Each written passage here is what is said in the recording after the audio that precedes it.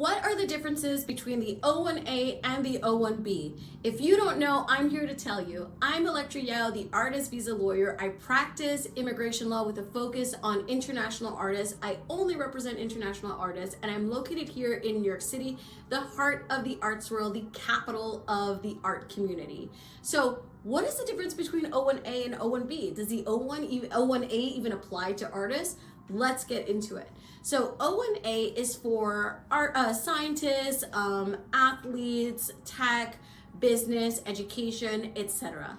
There's a set of 8 criteria. You need a minimum of 3 to qualify. And the major difference between O-1A and O-1B is that you cannot add individual performances and engagements post-approval. So what does this mean? This means that if I file you as a professional scientist, and I include 2 jobs in your itinerary as an O-1A, and then you get approved, then you will not be able to add additional work once you're approved as an O-1A. This is not desirable for a lot of people. A lot of people, once they get to New York or once they get to the States in general, they hustle, they're accepting jobs, they're experimenting, they're doing a bunch of different things. But on the O-1A, you can't. You're stuck with what we filed. You cannot do anything outside of what we filed unless you're going to file an amendment. An amendment is a new petition, which is basically changing the underlying petition. So in the O-1A, you do need to meet a minimum of 3, just like the O-1B, but the major difference is you cannot add additional work to your itinerary post-approval. And it is very clear what is business, science, and athletics. In the O-1B world, things start to get like a little bit mushy. Think of the O-1B as kind of like a lasagna. You know how lasagna has like pasta and then meat and then cheese and it has like a bunch of different things and you could make different variations of it? That's exactly how the O-1B is. While business is very clear and clear cut, artists and creatives is not. Just like a chef can be a creative person, but so can a marketing specialist, so can an SEO specialist. It's not very clearly defined within the law. And also, you do need to meet a minimum of 3, just like the O-1A world, but the legal standard is lower. So if we're looking at a tier of legal standards, EB-1A is here, O-1A is here, and O-1B is here. So not only does O-1B have a lower legal standard, but it also allows you to add additional performances and engagements to your itinerary post-approval. So what does that look like? Essentially, once you're approved, if you want to add additional work without filing an amendment, you can do so. You can accept more performances, you can accept more gigs, you can accept more collaborations, you can do more. There's no limit. The limitation you have is the field of endeavor. And even within the field of endeavor, for the O-1B world, we can be very creative with our professional titles. And we can even, as we call them in our firm, double barrel them. So I can file you as a photographer and as a performer.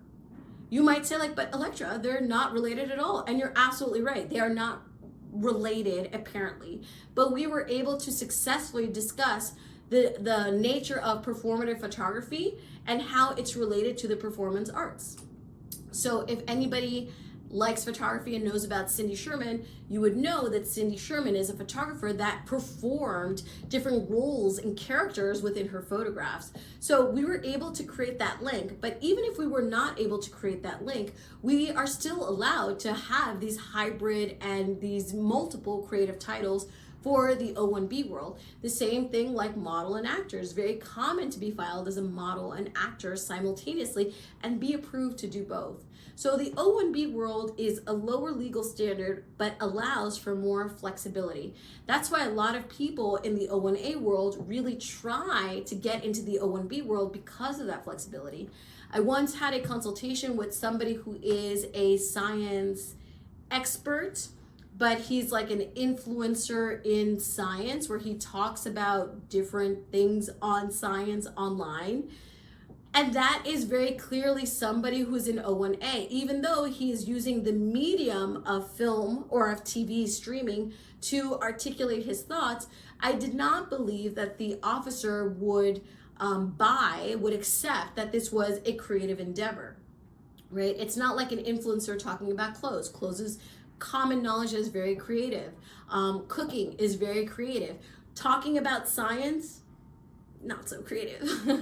Or at least I did not believe that the officer would have approved that case.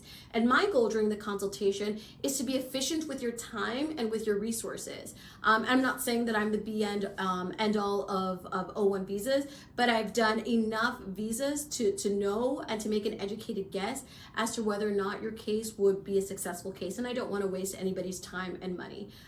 We are a law firm. We work with people who want the O-1, who believe in our strategy, and we don't really want to work on cases that would not be successful just because that would not be good for you. Unless you're like, hey, Elektra, I'm a risk taker, let's just try it. And we've had clients who've been those types of clients who wanted to take the risk, but you have to be aware of the risk being taken.